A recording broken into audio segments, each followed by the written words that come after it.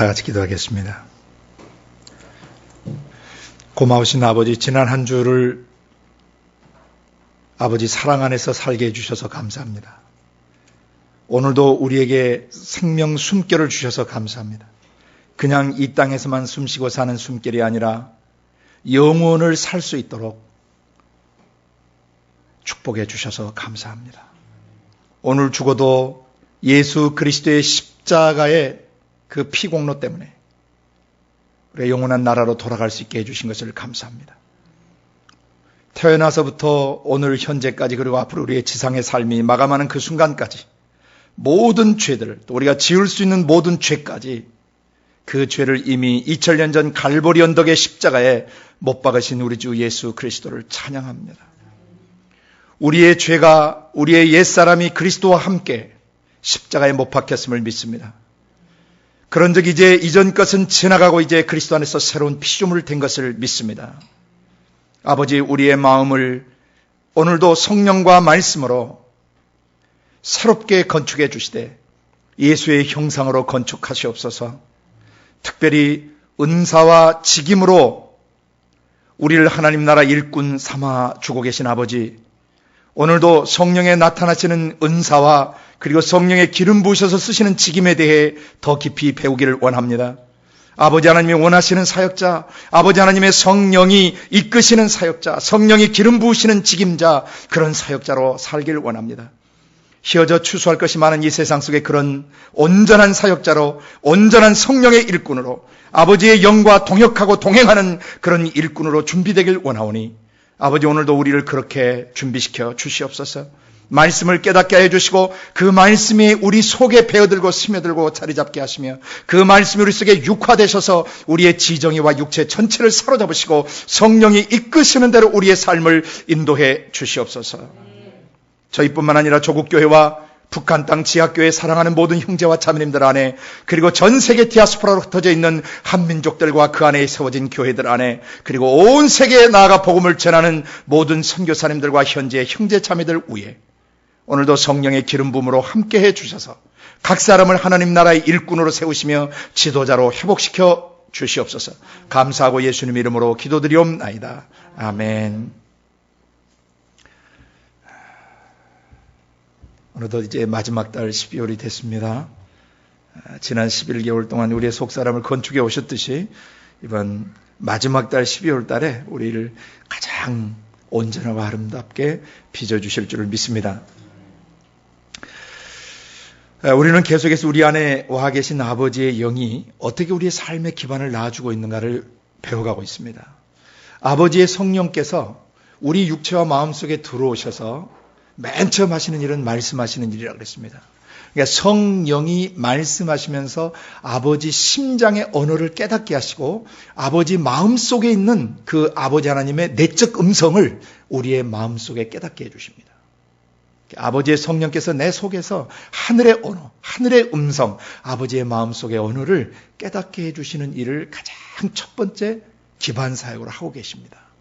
마태복음 10장 20절에 말씀하신 대로 말하는 이는 너희가 아니라 너희 속에서 말씀하시는 자 곧 너희 아버지의 영이시니라 라고 말씀하신 대로 아버지께서 그 말씀해 주시면서 두 번째 그 말씀으로 그 말씀이 검이 되게 하시고 불이 되게 하시고 생명수가 되게 하셔서 죄를 죽이시고 태우시고 씻어주시는 일을 하신다 그랬습니다. 그러니까 성령께서 주시는 레마의 말씀이 우리 속에서 동시에 행하시는 두 번째 일은 말씀으로 죄를 우리 속에서 뿌리 뽑으시고 죽여버리시고 태워버리시고 씻어버리신다는 것입니다. 세 번째, 아버지의 성령께서 말씀하실 때 동시에 그 말씀이 우리에게 지혜가 되고 우리에게 계시가 되어지는 것입니다. 그래서 아버지의 마음속에 품으신 뜻과 계획, 나 자신과 이 세대와 주님이 재림하실 때까지 하나님 아버지께서 행하시려고 하는 일들, 그 뜻들을 계시로 알게 해주시는 것입니다. 그것도 역시 성령께서 말씀해 주심으로 가능한 것입니다. 네 번째로, 성령께서 우리를 이끌어 가시되 광야에서 예수님을 이끄실 때 예수님이 기록된 말씀으로 대적하여 시험을 이기게 하셨던 것처럼 성령과 말씀으로 우리를 이끄셔서 세상 시험을 이기게 하시고 사단 마귀를 내쫓게 하시는 것입니다. 내가 하나님의 성령을 힘입어 귀신을 쫓아낸 것이면 하나님의 나라가 너희에게 이미 임하였다라고 말씀하시고 로마서 8장 16, 17절에 많은 병자들을 저물 때 데려올 때 예수께서 말씀으로 귀신들을 내쫓으셨다. 옛날에 배우셨죠? 말씀으로 귀신을 내쫓으셨다는 것은 어떤 물리적 행동, 안찰하거나 족찰하거나 사람을 뭘로 좁혀서 귀신을 쫓는 것이 아니라 하나님의 레마의 말씀, 기록된 말씀, 인격적인 말씀으로 상대방의 생각, 감정, 의지 속에 배어들어 있는 사단마귀 귀신을 내쫓는다는 것입니다. 성령과 말씀으로 우리를 이끄셔서 광야 시험을 이기게 하시고 사단마귀를 내쫓게 하시고 그들을 다스리게 하신다는 거예요. 이것이 경험된, 이 네 가지가 경험된 사람들에게 성령으로 하나님이 나타나시는데, 어떻게 나타나는? 지혜의 말씀, 지식의 말씀으로 나타나시고 믿음 주심으로 나타나시고, 그 다음에 그 믿음을 근거로 해서 병 고치고 능력 행하게 하시고, 다시 그 성령께서 말씀을 주셔서 대언하는 애언 사역을 하게 하시고, 다시 영들을 분별케 하시며 방언을 말하게 하시고 방언을 통변케 하셔서 우리를 기름 부으신다 그랬습니다. 성령이 쓰시는 그 직임자, 성령이 세우시는 직임자, 성령과 동역하는 직임자가 어떤 사람인지 지난주까지 10번째 우리가 배웠고, 오늘은 11번째 직임에 대해서 배우는 것은, 이제 지난주까지는 마태복음 1장부터 4장 11절까지 어떻게 한 사람의 직임자가 준비되어져야 되고, 준비된 그 사역자가 어떤 내용으로 그 1년차 기반 사역을 해야 되는가를 배웠습니다. 아멘. 그래서 지난 시간까지는 마태복음을 중심으로 해서 직임자, 성령이 쓰시는 사역자로서 어떻게 준비되어야 되는가, 그리고 준비된 그 사역자는 사역을 할 때 사람들의 영혼 속에 어떻게 1년차 제자도 기반을 놔줘야 하는가, 그것을 동시에 배웠습니다. 오늘은 마가와 누가와 요한복음 나머지 세 권들 속에 있는 1년차 제자도 기반을 스케치하면서 마무리를 하고자 합니다. 특별히 마가복음은 1장 1절부터 13절까지인데 거의 누가복음, 마태복음과 비슷한 내용들이, 공간복음들이 비슷한 내용을 가지고 있습니다. 그런데 한 가지 중요한 차이점이 있습니다. 마태복음은 아브라함과 다윗의 자손 예수 그리스도의 세계, 족보, 계보로 시작됩니다. 그래서 아브라함적 믿음을 가지고 다윗의 뿌리가 되시고 다윗의 자손 왕으로 오신 예수 그리스도를 마태복음 전체는 그리고 있습니다. 그러니까 마태복음 전체는 왕이 오셔서, 그 하늘 왕이 지상에 오셔서 어떻게 사역자로 준비하시고, 어떻게 어떤 내용으로 사역하시고, 어떻게 또 사도적 지도력을 발휘하셨는지를 마태복음 전체에 계시하고 있습니다. 그리고 그 마지막은 가서 모든 족속으로 제자를 세무라는 왕의 칙령이 나옵니다. 왕의 명령이 나옵니다. The King's Edict, The King's Command, The King's Order. 왕의 명령이 나옵니다. 모든 그리스도인은 마태복음 1장부터 28장까지 1년차, 2년차, 3년차, 또 3년 반차 또는 4년차 제자도의 기반을 갖춰서 반드시 땅끝까지 가서 모든 족속을 뭐 해야 되는 것입니까? 제자 삼아야 됩니다. 그것이 마태복음의 전체 맥락입니다. 왕이 오셔서 우리를 왕으로 회복하시고, 왕들과 제사장으로 회복하셔서 우리를 모든 나라와 민족 속에 가서 그들을 가르쳐서 아버지께서 말씀하신 모든 것을 가르쳐 지킬 수 있도록 제자화하라고 명령하셨습니다. 마가복음은 1장 1절에 어떻게 시작하냐면은 하나님의 아들 예수 그리스도의 복음의 시작이라 하고, 끝에는 마가복음 16장 15절 이하에서 너희는 가라사 너희는 온 천하에 다니며 만민에게 뭘 전하라? 복음을 전하라. 그래서 마가복음을 보는 관점은 복음으로 시작해서 복음으로 진행하다가 가서 온 천하에 다니며 만민에게 복음을 전파하는데, 그 복음에는 능력과 표적과 기사가 따르게 돼 있다라고 증거해주고 있는 것입니다. 믿는 자들 복음을 전할 때 그 복음을 받아들이고, 믿는 자들, 믿지 않는 자는 정죄를 당해서 지옥을 가게 되지만 믿고 회개하는 사람들에게는 이러한 표적이 따르겠다라고 말씀하셨어요.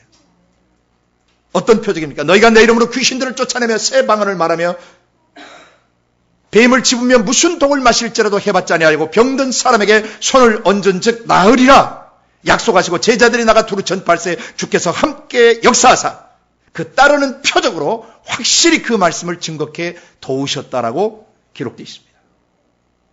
마가복음은 사역자로서 준비를 해야 되는데, 사역자가 어떻게 준비를 해야 되냐면 하나님의 아들 예수 그리스도의 복음, 무엇이 복음인지를 깊이 준비해야 된다는 것입니다. 기쁜 소식, 환희의 소식, 가슴 벅찬 소식.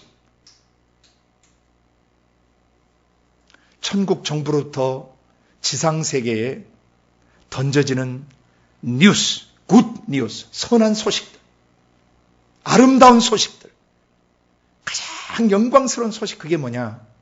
마가복음 1장부터 16장에 기록되어 있는 이 내용대로 죄와 질병과 저주에서 모든 사람이 자유케 될 수 있고, 또 자유케 된 그 사람은 사역자 일꾼이 돼서 또 다른 사람을 자유케 하고 그들을 창조의 원형인 하나님 나라의 지도자로, 다스리는 지도자로 왕들로서의 원형을 회복시켜 줄 수 있다라고 보여주고 있는 것입니다. 그래서 그 복음에는 능력이 따라요. 표적과 기사와 능력이 따르면서 하나님 나라가 말로만 진격되는 것이 아니라 표적과 기사와 능력으로 진행되는 것입니다. 이 때문에 사도행전 4장에서 사도들이 그 사내들인 공에 끌려갔다가 엄중 경고를 받고 또 맞고 나오죠.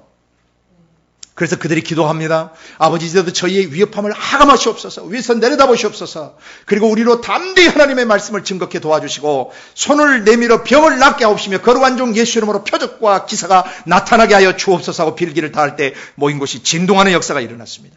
그게 바로 복음의 능력입니다.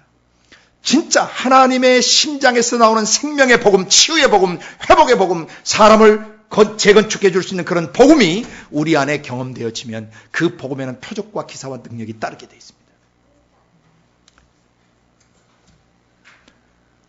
다음 시간에 우리가 또 계속 배워가겠지만은 마태복음 4장에 보면은 예수님이 이제 공생의 사역자로서 사역을 하실 때 갈릴리에 두루 다니시면서 저희 회당에서 뭐 하시면 가르치십니다. 그 다음에 그 회당에서 천국 복음을 선포하십니다. 프로클레임 하십니다. 프리칭이 아닙니다. 프로클레임, 케루소, 선포하다야. 설교는 잘못하면 설교자가 편집해서 자기가 원하고 하고 싶은 말을 해버릴 수 있어요. 그러나 선포, 프로클레임, 진정한 케르구마, 케루소라고 하는 이 전파하다, 선포하다는 단어는 자기 말을 섞으면 안 돼요. 하나님의 심장에서 하나님 말씀하신 것을 그대로 대언하는 예언적 선포인 것입니다. 천국 복음을, 천국 정부에서 말하는 기쁜 소식을 선포해줘요. 그런데 잘 가르치고 바로 가르치게 되면은 천국 복음이 바로 선포되게 되어 있어요. 그럼 천국 복음이 선포되는 순간 어떻게 되느냐? 모든 병과 약한 것들이 고쳐지는 역사가 일어나요. 그래서 예수님은 티칭과 가르치시는 티칭 미니스트리와 프로클레이밍 하시는 선포 사역과 그 다음에 힐링 하시는 힐링 미니스트리가 따로따로 놓으신 게 아니라 가르침을 통해서 동시에 천국 복음이 선포되어지면서 천국 복음이 사람들의 마음속에 와닿는 순간 모든 병과 연약한 것들이 치유되는 역사가 일어나게 됐던 것입니다. 마태복음 1장부터 4장 11절까지 광야 시험까지 통과한 그런 예수님을 닮은 사역자들에게는 지금도 매 세대에 지금도 앞으로도 계속 동일한 역사가 일어날 것입니다. 왜냐하면 우리 안에서 역사하시는 이는 우리가 아니라 우리 주 예수 그리스도의 거룩하신 영이 우리의 영과 육체를 사로잡으셔서 이끌어 사역하시기 때문입니다. 우리는 그 진정한 사역자, 성령과 동행하는 사역자, 성령이 쓰시는 사역자, 성령이 기름 부으시는 직임자로서 우리의 남은 생을 살기 원하는 것입니다. 그래서 마가복음을 보실 때 복음이 뭐냐? 그 관점으로 보셔야 돼요. 마가복음. 하나님 나라의 복음, 하나님의 아들 예수 그리스도가 선포하시던 복음은 뭐냐? 즉각적이었고 온전했고 능력이었고 귀신들이 쫓겨나가시며 병들이 나았고 모든 상한 것들이 치유되고 한마디로 요약하면 구속되고 치유되고 회복되고 재건축되는 역사가 마가복음 안에서 완전히 재현되고 있는 것입니다. 그래서 마가복음에서는 사역자가 복음이란 무엇이냐? 복음은 말로만 전하는 게 아니다 이 말이에요. 복음은 사변주의적인 것이나 복음은 관념적인 것이 아니고 복음은 실제로 사람의 생각과 감정과 의지에 파고들어서 그의 생각과 감정과 의지 속에 배어들은 사단 마귀 귀신들의 생각, 감정, 의지를 뿌리 뽑아내시고 그 사단 마귀 귀신들의 생각과 감정 때문에 형성된 잘못 형성된 인격이나 성향, 습성, 성벽 그것으로 말미암아 남겨진 저주나 질병들 그리고 잘못된 인간관계나 잘못된 사회 구조 모든 것들을 복음은 송두리째 뿌리 뽑아서 전인격적으로 개혁하고 전인격적으로 재건축하신다는 것입니다. 그래서 마가복음에서는 복음이란 무엇이냐? 복음은 말로만 전해지는 것이 아니다. 복음은 사변적인 것이 아니다. 복음은 주지주의적인 것이 아니다. 지식중심주의가 아니다. 가르침이 있다면 반드시 그 가르침 속에는 천국 정부의 복음이 선포되어져야 되고 선포되는 순간 모든 병과 약한 것들은 치유되어져야 되고 회복되어져야 되고 무너진 사람들은 이렇게 세워지는 역사가 일어나야 한다. 이것이 복음이다. 그래서 마가복음 1장부터 시작된 예수 그리스도의 복음은 죄 문제를 다룸으로부터 시작돼서 마지막 마가복음 16장 15절 이하에 말씀하신 대로 표적과 기사와 능력이 따르는 그런 복음이라는 것을 증거해주고 있는 것입니다. 진정한 복음 사역자는 하나님의 심장의 언어를 대언하는 그런 대언적 가르침과 대언적 선포와 그리고 그것이 선포되어졌을 때 진정한 애언 사역이 예레미야 1장에서 계시됐던 것처럼 하나님의 말씀이 그 사역자의 성령이 쓰신 책임자의 입술에 있게 되거나 그 심장에 머물게 될 때는 뽑으며 파괴하며 파멸하며 넘어뜨리며 건설하며 심는 6가지 역사가 일어난다 그랬어요. 그리고 그 말씀으로 상대방의 영혼을 에디파잉 해주고 세워주고 그 도덕적으로 윤리적으로 온전한 하나님의 신적 성품을 갖도록 세워줄 뿐만 아니라 그를 권면하며 안위하는 역사가 일어나요. 동시에 그 예언의 말씀은 교훈과 책망과 바르게 함과 의로 교육에게 유익한 성경 말씀 그대로 그 예언의 말씀이 그 역사를 우리 가운데서 이루시는 것입니다. 그러므로 마가복음을 통해서 계시된 복음이란 뭐냐? 복음 사역자, 복음 전도자가 뭘 준비해야 되냐? 복음에는 실제적인 하나님의 능력이 따른다는 것입니다. 복음은 절대 사변적이거나 관념적인 것이 아닙니다. 주의해야 합니다. 그래서 마가복음은 아주 행동하는 복음이에요. 마가복음은 역동적인 복음입니다. 복음이 지적으로 전달되거나 지적으로 가르쳐지고 끝나는 것이 아니라 전달된 복음이 반드시 초자연적 역사를 일으키는 이런 것들로 가득 차 있어요. 수많은 보이지 않는 귀신들이 소리지르며 떠나가는 역사와 수많은 병들이 즉시 온전히 치유되는 역사들이 일어나고 있는 것입니다. 오 하나님 우리를 이런 사역자로 준비시켜 주시옵소서. 마가복음의 역동성, 마가복음의 다이나믹한 성령의 그런 복음 사역, 주님 우리를 그런 마가복음적 사역자로 준비시켜 주시옵소서라고 간절히 기도해야 될 것입니다. 마가복음 책을 잡으면 단숨에 읽어버리게 돼요. 멈출 수가 없어요. 왜냐하면 너무나 다이나믹하고 역동적이기 때문에. 그리고 사족이 없어요. 그리고 곧 즉시란 단어가 아주 많이 쓰입니다. 예. 복음의 즉각성, 복음의 정확도, 복음의 파워, 복음의 생명력, 복음의 영향력. 그래서 마가복음 여러분이 1장 1절부터 13절까지 잘 보시고 그 내용들 안에서 내가 진정한 복음의 기초가 무엇인가를 놓으셔야 되는데 그 진정한 복음의 기초는 죄의 다룸으로부터 시작된다는 거 아시죠? 죄가 인간을 파괴시켜요. 죄가 인류 역사를 파괴시켜요. 죄가 부부관계와 부모관계와 자식관계와 친구관계와 교회에서의 어떤 성도들과의 관계와 그리고 세상 사람들과의 관계 속에서 그리고 자연환경까지 죄가 모든 걸 파괴시키는 것입니다.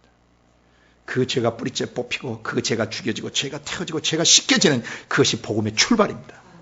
그것이 우리 주 예수 그리스도의 십자가에서 그 죄가 완전히 처형되어지고 죄의 권세가 완전히 박살나버렸다는 것입니다. 이것이 복음의 시작입니다. 그리고 마가복음 1장 13절에 보면 예수님께서 광야 금식하시는 중에 들짐승과 함께 계셨다는 것으로 다른 공간 복음서에 기록되지 않는 또 요한복음에 기록되지 않는 내용을 마가만 다루는 게 하나 있어요. 들짐승과 함께 있습니다. 들짐승이 사람을 가만히 둘까요? 맹수들이 공격할 수 있어요. 그런데 죄성이 없으신 예수 그리스도 그리고 가장 그 연약하고 나약한 상태 40일간 금식하시는 가운데 가장 나약하고 지쳐있는 상태에서도 예수님이 성령의 지배를 받을 때 육신을 입으셨지만은 들짐승들이 예수님을 해하지 않을 뿐만 아니라 자연세계와 하나님의 사람이 화목되어지는 함께 머무를 수 있는 그런 복음의 또 다른 측면을 보여주는 것입니다. 진정한 복음 안에는 인간과 자연의 회복이 일어나요. 동물과 맹수들과 인간 사이의 회복이 일어나요. 구약의 다니엘이 사자굴에 던져졌지만 사자가 다니엘을 건드려요? 못 건드려요? 못 건드려요. 왜냐하면 하나님의 주권적 통치가 임할 때는 맹수라 할지라도 하나님의 사람들을 건드리지 못한다는 것이죠. 근데 예수님이 오셔서 들짐승과 함께 거하시는 이 장면은 놀라운 것입니다. 노아홍수 이후에 모든 동물은 사람을 두려워하도록 조치가 취해져 있었습니다. 창세기 9장을 보시면 산동물, 무릇 동물들이 너희를 두려워하리라 그렇게 되어 있어요. 그런데 죄성이 없으신 예수님, 육신을 입으신 사람이셨지만 죄성이 없으시기 때문에 피조세계와 그 맹수들과 함께 화목하게 지내실 수가 있는 것이에요. 범죄 이전 시대가 바로 그랬던 것이죠. 호랑이와 사자와 뱀과 전갈, 어떤 맹수들과도 사랑 안에서 온전히 연합하여 지낼 수 있는 메시아의 나라가 올 때 이 죄악 세상이 어떻게 회복되어지는가를 보여주는 그림이었습니다.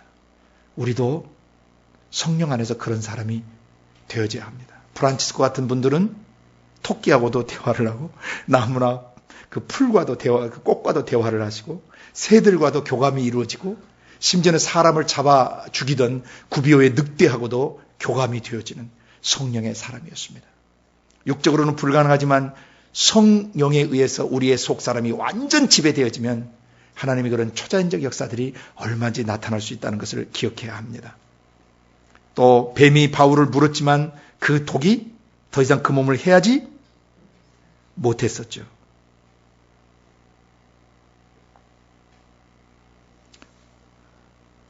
하나님의 사역자로서 어떻게 준비되어야 되는 걸 예수님이 보여주는 또 하나의 단면이었습니다. 피조물을 사랑하고 하나님이 만드신 모든 피조물들을 극한 사랑으로 돌보고 사랑하고 그래서 심지어는 맹수까지도 그 사랑 앞에서 굴복할 수 있을 그런 능력이 우리 안에도 임하시고 우리의 전생에 그렇게 성령이 역사하시기를 원하는 것입니다.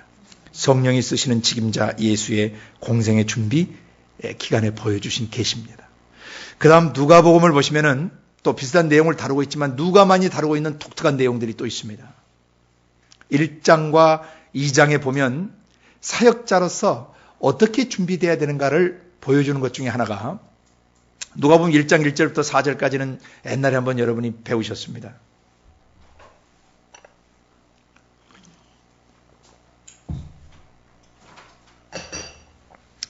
성경을 읽지 않고 그냥 제가 바로 나누겠습니다. 우리 중에 이루어진 사실에 대하여 이렇게 시작합니다. 누가복음 1장 1절부터 4절은 우리 중에 이루어진 사실에 대하여 그 말씀의 목격자 되고 일꾼 되신 분들이 전하여 준 그대로 내력을 저술하려고 붓을 든 사람들이 많았습니다. 이 모든 일을 근원부터 자세히 미루어 살폈던 나 누가도 데오빌로 각하에 차례대로 써보내는 것이 좋은 줄 알았습니다. 이는 각하로 하여금 그 배운 바 내용들을 확실히 알게 해드리려고 하는 것입니다.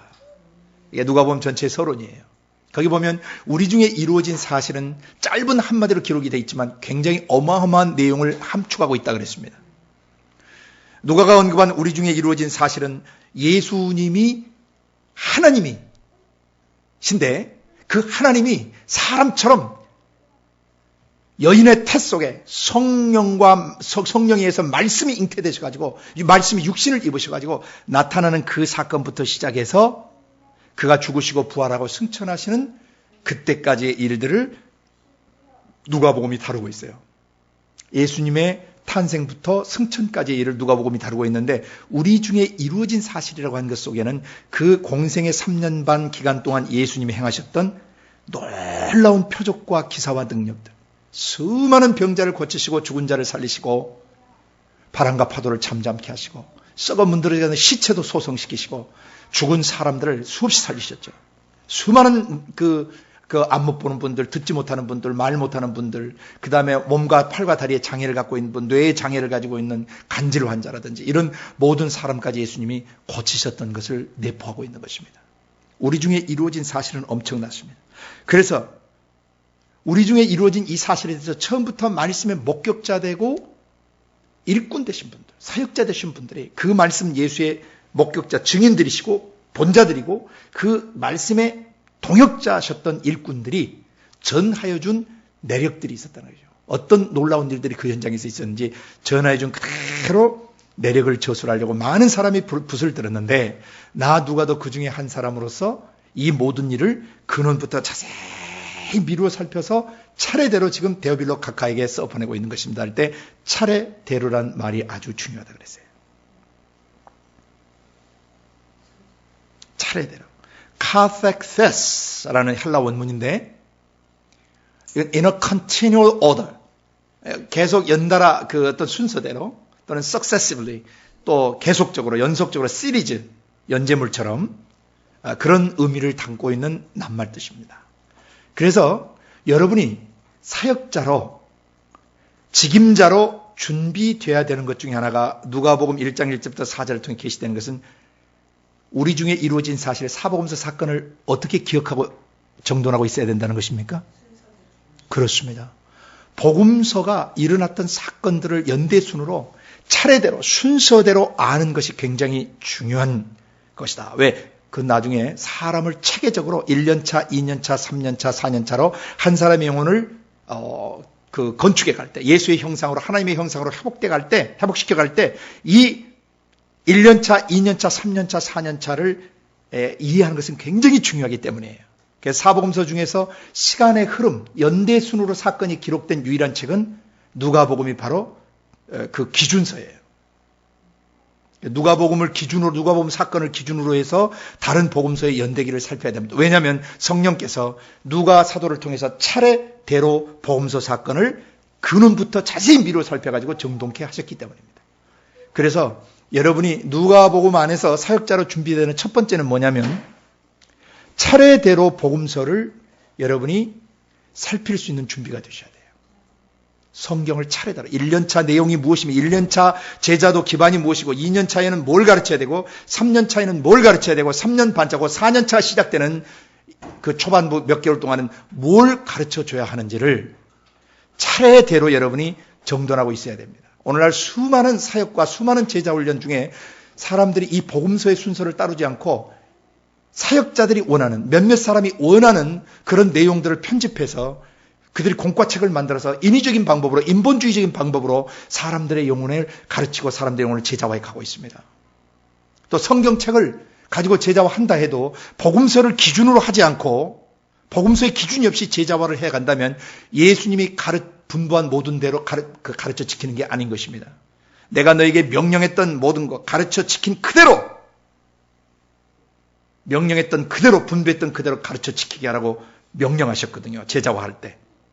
그러면 1차적으로 예수님이 분부한 모든 것은 어디에 있냐면 사복음서 3년 반 동안 예수님이 사역하셨던 그 내용이 바로 예수님 명령한 모든 것의 1차 해당 사항입니다. 아멘? 예, 그렇기 때문에 사복음서가 구약성경 39권과 서신서 23권의 기준이 되어야 되고 기반이 되어야 합니다.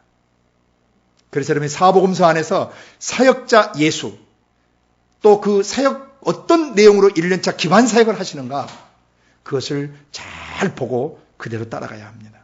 아멘. 그래서 차례대로 써주는 이유는 각하로 하여금 배운 바 내용을 확실히 알게 하는데 그 배우다는 헬라 원문 동사는 구전으로 배우다예요.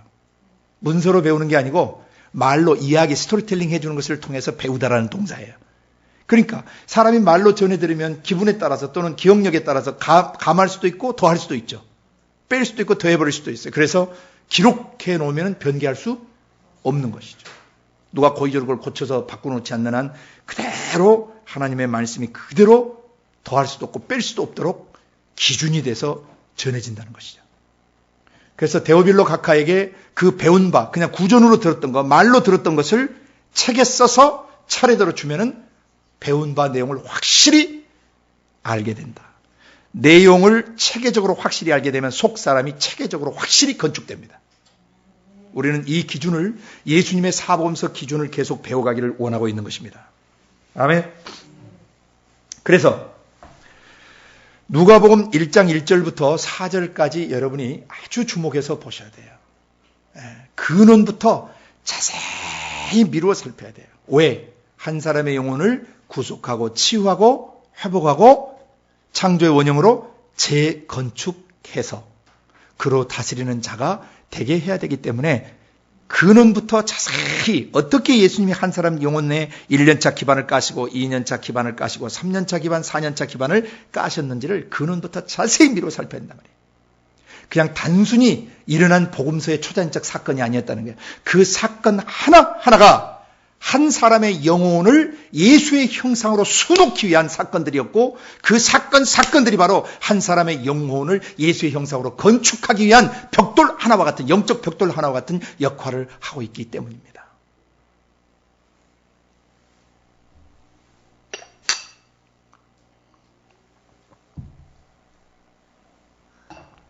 그리고 나서 근원부터 자세히 미루어 살파 차례대로 썼는데 뭐부터 언급하냐면 세례 요한의 어머니 아버지와 탄생하기 전에 세례 요한에 관한 7가지 애언 내용이 나오고 그 다음에 세례 요한이 탄생합니다. 세례 요한이 잉태된 지 6개월쯤 됐을 때 천사 가브리엘이 마리아에게 임합니다. 그러면서 네 태에 아기가 있을 것이라는 청천벽력과 같은 수태 고지를 알리게 됩니다. 잉태하게 된다는 사실을 알리게 됩니다. 당황스러웠습니다. 어떻게 이런 일이 일어날 수 있겠냐고 묻는 그 10대 소녀에게 천사장 가브리엘은 부드럽고 따뜻하게 얘기했을 것입니다. 아가씨, 대저 하나님, 신 대신 하나님의 말씀에는 능치 못함이 없으시답니다. 아기를 뵐 때 어떻게 된다는 것을 아이가 압니다. 누가 그걸 믿어주겠습니까? 혼전의 아기를 가졌을 때 간음한 것으로 이해되어져서 돌맞아 죽을 수 있는 상황이에요. 그런데 이 아이가 뭐라고 결정합니까? 네, 그렇다면 주의 기집종이 오니 주의 말씀대로 되어지이다. 순교를 각오하고 그 말씀을 온몸과 마음으로 받아들이자 성령께서 그 태내 예수님이 잉태케 하셨던 것입니다. 오늘날도 똑같아요. 하나님의 생명의 말씀, 레마화된 말씀, 그 말씀이 성육하시고 그 말씀이 우리 안에 육화되시려면 우리의 마음이 마리아의 태도와 자세여야 되는 것입니다. 이 말씀 때문에 내가 죽고 이 말씀 때문에 손해보고 이 말씀 때문에 내 인생이 끝난다 할지라도 이 말씀대로 되어지이다. 이 말씀에 내 생명을 걸고 이 말씀에 내 전생을 위탁합니다라고 완전히 그 말씀에 생명을 위탁할 때 성령께서는 그 말씀을 우리 안에 동일하게 잉태시키시고 역사시키는 것입니다. 레마화시키시는 거예요. 그 말씀 예수를 경험적으로 체험적으로 경험하도록 역사하시는 것입니다. 자, 누가복음에는 1장에 바로 그런 두 개의 사건을 다루고 있어요. 크게. 세례 요한의 어머니 아버지 사가랴와 엘리사벳과 세례 요한, 그리고 예수님의 육신의 어머니와 그 아버지였던 요셉과 마리아, 이 두 부부와 두 아이를 누가복음 1장에 보여주고 있습니다. 지난번에 제가 한번 설명드렸죠? 이것은 예수님 오실 길을 예비하는 사역자 세례 요한과 하나님 자신이신 하나님 아들 예수 그리스도의 출발과 성장 과정과 그리고 그분들이 공생의 사역으로 나가기까지의 과정을 정확하게 계시해 주셨다는 것이에요. 어디서부터? 태내 이전부터 계시가 이루어져요. 아이가 생기기 전부터. 예수님은 창세로부터 예언되셨죠. 여인의 후손으로 오실 것이. 세례 요한은 천사 가브리엘의 계시를 통해서 아버지 사가랴가 그 제사장 직무를 수행하고 있던 성소 안에서 계시가 이루어졌습니다. 하나님은 이 세례 요한과 예수 그리스도를 통해서 우리의 이 양면을 준비시켜 주고 싶으신 거예요. 하나는 어차피 우리는 세례 요한적 사명을 갖고 있어야 안 갖고 있어요.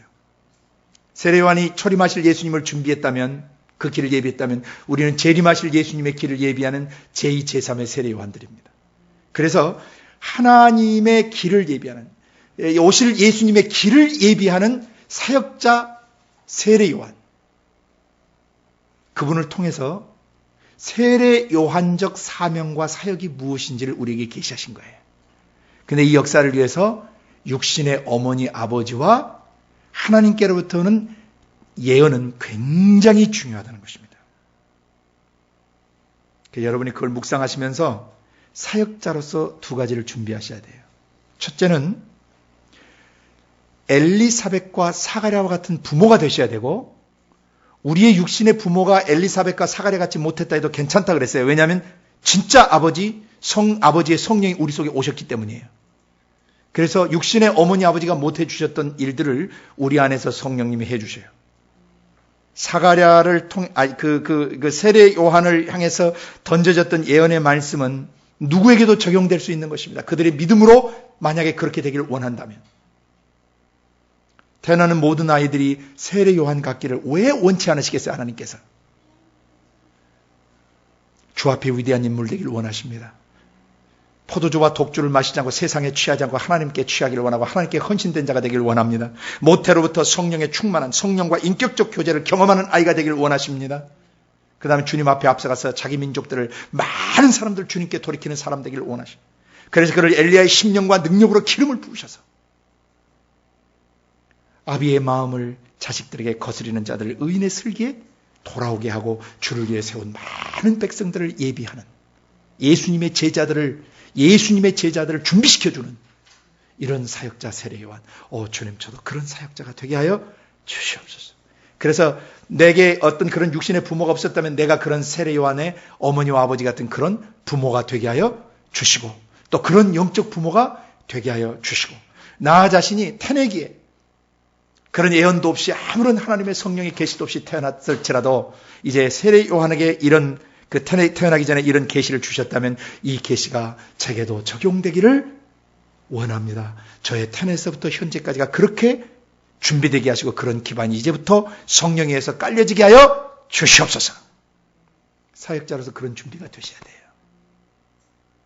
그런 정체성이 여러분 안에 준비되어야 된다는 것입니다. 그 다음에 세례 요한 다음에 예수님은 하나님의 아들이세요. 우리는 또 예수 그리스도를 믿음으로 말미암아 하나님의 아들이 됐어요, 안 됐어요? 육신적으로도 태어났지만은 우리는 영적으로도 우리 영이 예수를 믿으면서 하나님의 아들로 거듭나게 됩니다. 그럼 우리는 또 예수님처럼 살아야 돼요. 하나님의 아들 예수님처럼 우리가 어떻게 준비돼야 되는가?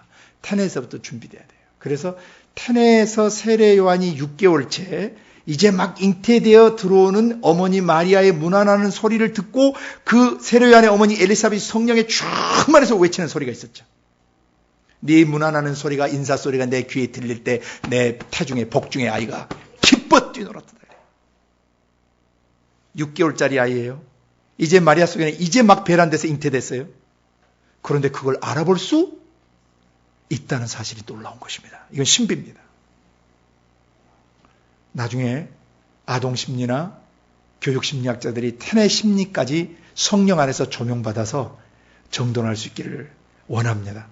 저 자신도 그것을 성령 안에 더 깊이 배우기를 원합니다. 태내 10개월, 280일 동안, 10개월 가까운 기간 동안에 태내에서 아이가 감정을 갖고 있고 인지 능력이 살아있다는 것이에요. 그래서 낙태하면 큰일 나는 것입니다. 낙태는 살인입니다. 사람을 죽이는 것입니다. 인격체를 죽이는 살인이에요. 낙태하는 사람은 회개하지 않으면 천국 못 들어갑니다.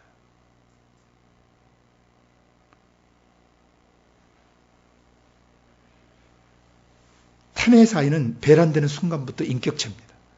생각하고 느끼고 결정하는 지정의가 작동되고 있어요. 다만 아직 육신이 형성되지 않고 밖으로 나오지 않았기 때문에 밖으로 표현을 못할 뿐이지 녹음 테이프에 음성이 내장되는 것처럼 태내 아이가 배란되는 순간부터 지성과 감성과 의지가 작동합니다. 그리고 의사들이 실험을 했습니다.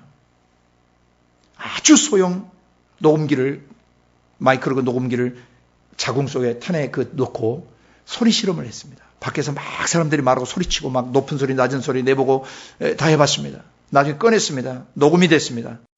태내는 바깥하고 전혀 차단이 되어 있지 않는 곳이라는 걸 알게 됐어요. 그대로 녹음됩니다. 놀랍죠? 그러니까 태내 아이는 밖에서 하는 사람들의 소리를 다 듣고 영향을 받게 돼 있다는 것입니다.